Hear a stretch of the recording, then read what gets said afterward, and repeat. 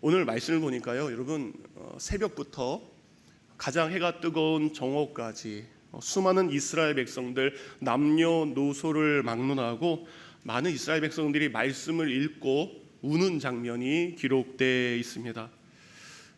그들이 누는 눈물은 선지자 에스라가 강단 위에서 하나님의 말씀을 피고 그 말씀을 그들에게 한 구절 한 구절 읽어갈 때 그들이 듣게 된 그 말씀, 그들이 깨닫게 된 말씀, 그 말씀을 통해서 흘리는 눈물인 것을 알 수 있습니다. 그들에게 과연 어떤 일이 있었기에 그들은 말씀 앞에 눈물을 흘리게 된 것일까?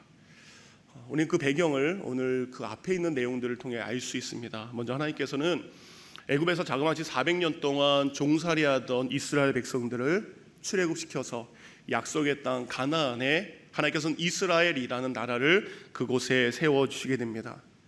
하나님은 하나님의 나라를 세우시고 하나님의 나라에서 하나님의 자녀들이 하나님의 자녀답게 살기를 원하셨습니다. 그런데 이스라엘 백성들은 하나님의 자녀로 살기보다 자신을 위한 삶들을 선택하게 되었습니다. 하나님의 자녀답게 성결하게 사는 삶, 거룩하게 사는 삶이 아니라 자기 자신을 위한 삶, 자신의 쾌락과 자신의 즐거움과 자신의 육체적인 만족을 통해서 하나님이 아닌 우상을 찾아가게 됩니다. 그들에게 점점 하나님은 잊혀지게 되고 하나님의 성전은 점점 멀리하게 되었습니다. 이렇게 하나님을 떠난 이스라엘 백성들에게 하나님은 진노하셨습니다. 그리고 하나님은 그들을 심판하셨습니다. 하나님께서는 아수르라는 나라와 바벨론이라는 나라를 통해서 죄악으로 분단되어 있던 북이스라엘과 남유다를 각각 멸망시키게 됩니다. 그리고 그들은 조상 때부터 살았던 하나님의 은혜의 땅 그곳을 떠나 바벨론의 포로로 끌려가게 됩니다. 하지만 그들은 몰랐습니다. 자신을 향한 하나님의 진노 속에 하나님의 크신 사랑이 있다는 것을 그들은 깨닫지 못합니다. 하나님은 그들이 다시 돌아오기를 바라는 마음으로 그 눈물의 징계를, 아픔의 심판을 내리신 것이었습니다. 그래서 하나님께서는 그들에게 약속하셨습니다. 너희들이 다시 돌아오게 될 것이다. 70년 만에 너희들이 다시 이 땅에 돌아오게 될 것이다 라고 예레미야 선지자를 통해서 약속하셨습니다. 그리고 하나님은 그 약속의 말씀을 마침내 하나님의 때에 이루시게 됩니다. 페르시아의 왕 고레스를 통해서 모든 이스라엘 백성들은 고향으로 돌아가라라는 명령을 내리게 됩니다. 노예로 포로로 끌려갔던 이스라엘 백성들 중에 많은 사람들이 고레스 칙령을 통해서 하나님의 성전을 재건하기 위해서 갈대는 쇠사슬에 묶여가 있던 그들의 손에 하나님은 성전을 건축할 은과 금과 온갖 보물을 가지고 고향 땅으로 3번에 나눠서 돌아오게 하셨습니다. 하나님의 이 일을 위해서 수룹바벨과 에스라와 느헤미야 같은 믿음의 사람들을 통해서 예루살렘으로의 귀환과 신앙 회복을 도와주셨습니다. 1차 포로 귀환은 BC 537년에 이루어지게 됩니다. 수룹바벨과 자그마치 5만 명에 이르는 사람들이 무너진 예루살렘 성전을 재건하기 위해 고향 땅에 마침내 돌아왔습니다. 고향 땅에 돌아온 그들의 눈에 하나님의 성전은 이미 오래전에 잿더미로 변해져 있었습니다. 물론 그들은 이미 알고 있었습니다. 그러나 그것을 눈으로 확인하는 그 순간 그들의 눈에는 눈물이, 그들의 입에는 통곡이 흘러나오기 시작합니다. 하지만 믿음의 사람들은 절망하지 않습니다. 그들의 눈물을 땀으로 바꾸기 시작합니다. 무너진 성전터를 정리하고 하나님이 함께 하시는 성전을 그들은 재건하기 시작합니다. 그런데 여러분, 하나님이 명령하신 일이라도, 하나님이 기뻐하신 일이라도 그 일을 감당할 때에 그것이 믿음의 일이라도 방해가 있을 수 있고요, 어려움이 있을 수 있습니다.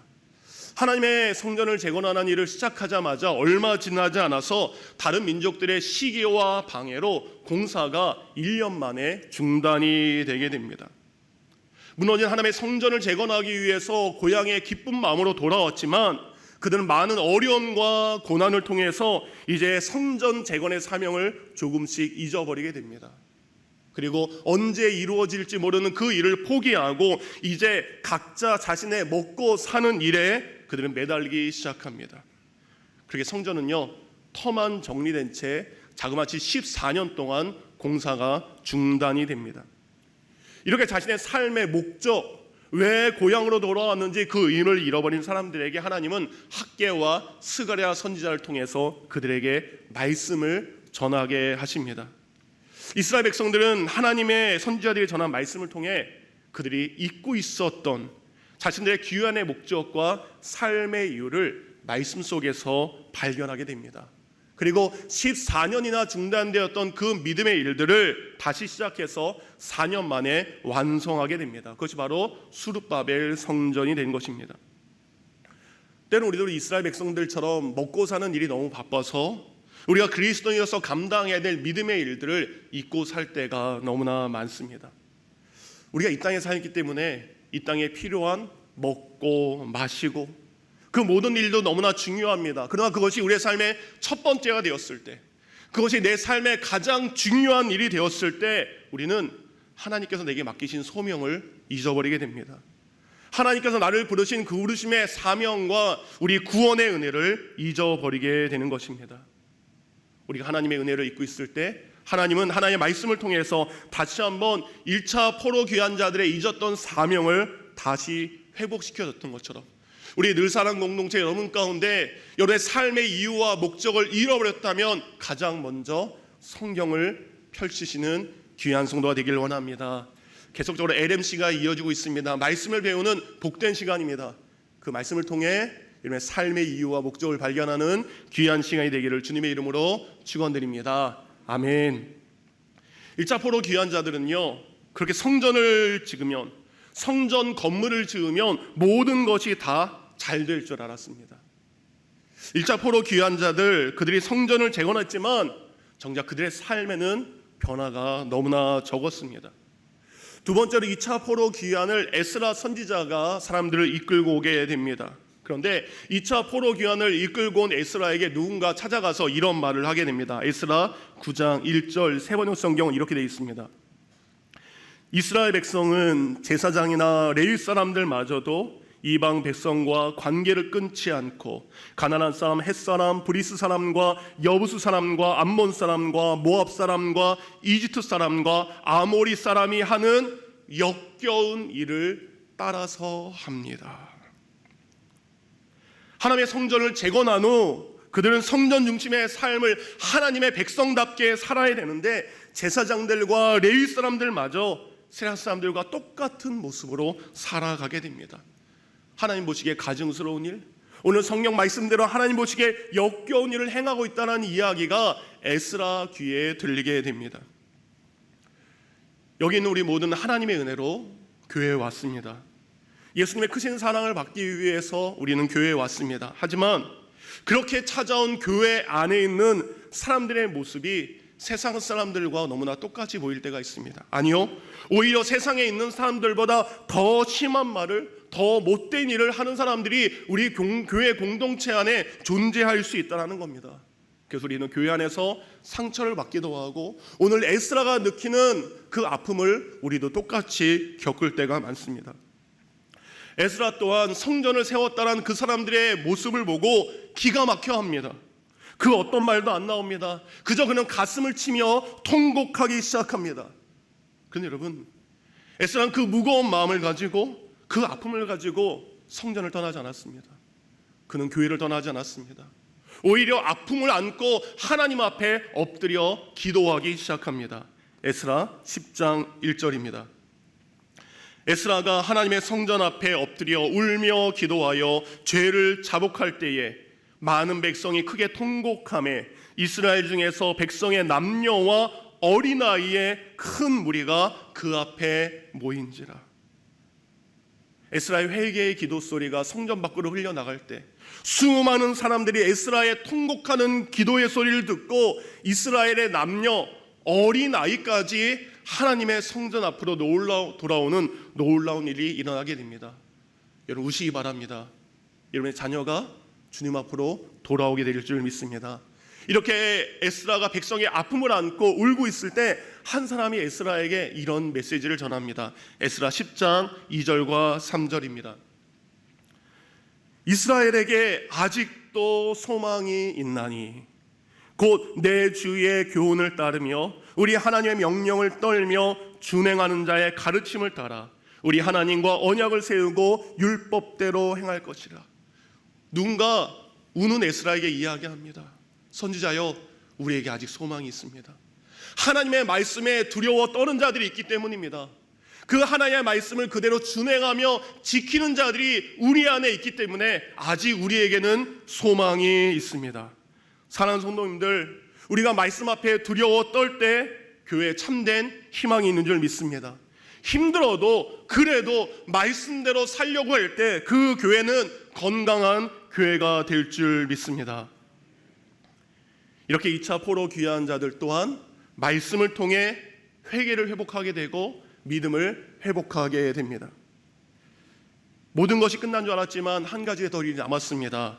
BC 444년 느헤미야가 3차 포로 귀환을 하게 됩니다.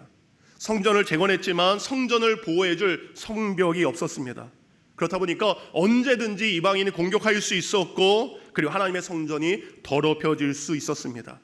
그러니까 새로운 성전과 그리고 성전에서 예배하는 자들을 보호하기 위해서 성벽을 재건했는데 그 일 동안 수많은 방해가 있었지만 52일 만에 그것을 재건하게 됩니다. 이렇게 짧은 시간 동안 성벽을 재건할 수 있었던 것은 모든 백성들이 자기에게 맡겨진 그 각각의 일들을 잘 감당했기 때문입니다. 이렇게 포로 1차 귀환을 통해서 무너진 성전을 재건했습니다. 2차 포로 귀환을 통해서 회개를 회복하게 됩니다. 3차 포로 귀환을 통해서 그들은 성벽을 재건하게 됩니다. 이걸로 모든 것이 끝난 것 같았는데 아닙니다. 우리가 교회를 나오고요, 우리가 믿음 생활을 시작하고 교회를 평안하게 다니는 것만으로 우리의 신앙이 끝난 것이 아니라는 겁니다. 성전을 그리고 성벽을 든든하게 다시 세웠다 할지라도 말씀 중심의 신앙을 재건하지 않으면 예루살렘 성전과 그 성벽은 언제든지 다시 무너질 수 있기 때문입니다. 이스라엘 백성들은요, 그걸 깨닫게 되었습니다. 52일 동안 밤낮을 가리지 않고 힘들게 일했던 그들이 고향으로 돌아가고 집으로 돌아갑니다. 그런데 그들이 다시 예루살렘으로 모이기 시작합니다. 예루살렘 광장으로 모이기 시작합니다. 누가 모이라고 한 것도 아닙니다. 다시 성전에 찾아와서 말씀을 그들이 에스라 선지자에게 요구하는 놀라운 일들이 오늘 본문을 통해 기록되어 있습니다. 느헤미야 8장 1절입니다. 일곱째 달에 이르러 모든 백성이 일제히 수문학 광장에 모여 학사 에스라에게 여호와께서 이스라엘에게 명령하신 모세의 율법을 가져오기로 청하며. 얼마나 힘들었습니까? 집에 돌아가서 쉬고 싶습니다. 그런데 그들은 하나님의 말씀을 읽기를 원합니다. 이렇게 자발적으로 그들이 하나님의 말씀을 듣고 읽고 있을 때, 하나님의 말씀을 읽어가는 그 순간 저곳에서 눈물을 흘리기 시작합니다. 저곳에서 누군가가 눈물을 흘리기 시작합니다. 그리고 온 백성이 얼마 지나지 않아 모두 소리내어 울기 시작합니다. 예루살렘 광장에 모인 백성들은 하나님의 말씀을 들으면서 자신들이 하나님의 말씀과 어떻게 얼마나 다르게 살았는지 그 말씀을 깨닫게 됩니다. 참에 눈물을 흘리는 것입니다. 말씀을 통해서 끝까지 자신들을 버리지 않고 포기하지 않고 사랑하신 그 하나님의 사랑에 감사의 눈물을 그들은 흘리게 된 것입니다. 이 모습을 본 느헤미야와 에스라의 모습이 얼마나 기뻤을까요? 그는 이야기합니다. 오늘은 기쁨의 날입니다. 오늘은 감사의 날입니다. 슬퍼하지 말고 말씀을 통해 받은 은혜로 우리 잔치를 벌입시다. 그들은 받은 은혜를 가지고 함께 기쁨의 잔치를 나누게 됩니다. 오늘 본문 8장 12절은 이렇게 끝납니다. 그리하여 온 백성이 가서 먹고 마시는 일을 나눠주며 큰 잔치를 벌였습니다. 자기들이 들은 말씀을 이제 깨달았기 때문입니다. 말씀은 그들에게 진정한 기쁨을 가져다 주었습니다. 말씀의 결론입니다. 이스라엘 백성들은 이렇게 하루만 말씀 속에서 지나지 않았습니다. 그 다음 날부터 7일 동안 초막절이라는 절기를 보내기 시작합니다. 초막절은 그들의 조상들이 광야에서 광야 생활을 할 때 텐트, 천막에서 지낸 것을 기념하는 절기입니다. 편안했던 자신의 집에서 나와서 그들은 성전 뜰에서 광장 뜰에서 이곳저곳에 천막을 짓고 그곳에 7일 동안 머물면서 계속해서 하나님의 말씀을 읽고 묵상하기 시작합니다. 마지막 느헤미야 8장 18절 말씀입니다. 함께 읽겠습니다. 시작.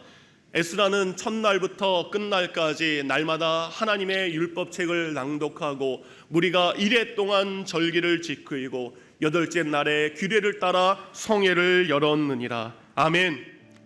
무너진 성전, 멈춰진 성전을 재건하는 일, 그것은 바로 말씀의 능력이었습니다. 여러분 삶에 멈춰진 일이 있습니까? 그 일을 다시 시작할 수 있는 능력은 말씀에 있는 줄 믿으시기 바랍니다. 그리스도인이라는 이름만 가지고 있는 그들이 회개할 수 있었던 것은 바로 말씀의 능력이었습니다. 용서의 말씀을 의지하여 우리가 회개의 기도를 시작하는 주의 백성이 되기를 원합니다.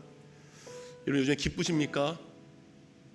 여러분 기쁘지 않다면, 삶의 기쁨을 잃어버렸다면 가장 먼저 성경을 펼치시기 바랍니다.